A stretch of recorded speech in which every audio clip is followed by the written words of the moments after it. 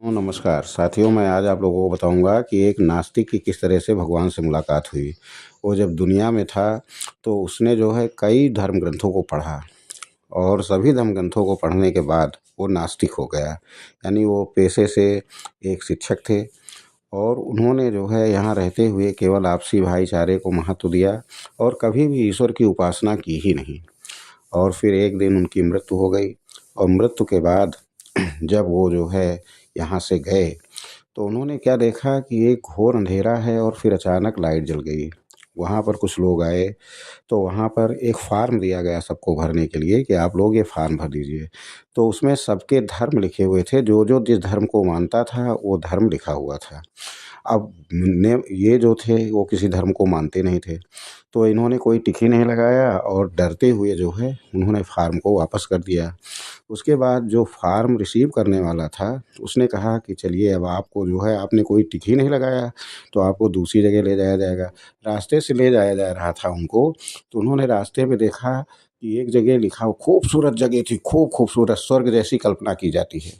तो वहाँ पे उन्होंने देखा उसमें लिखा हुआ था कि जो ईश्वर से प्रेम करते थे उनके लिए। यानी वो तो बहुत दुखी हुआ।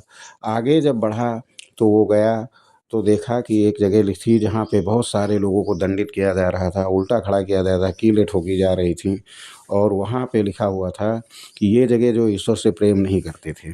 डर गए वो बेचारे।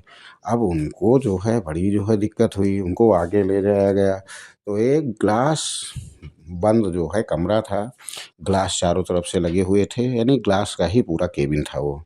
और उसमें उनको एजेंट ने छोड़ दिया और छोड़ करके वो चला गया।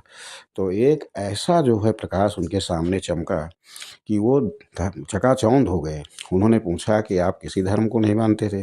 कहे नहीं, मैं तो केवल आपसी भाईचारे को, प्रेम को मानता था, लोगों की मदद करता था, बस मैं आपको नहीं मानता था। तो कहें आपको क्या लगा कि ये दुनिया ऐसे ही चल रही है, मेरे बिना ही चल रही है?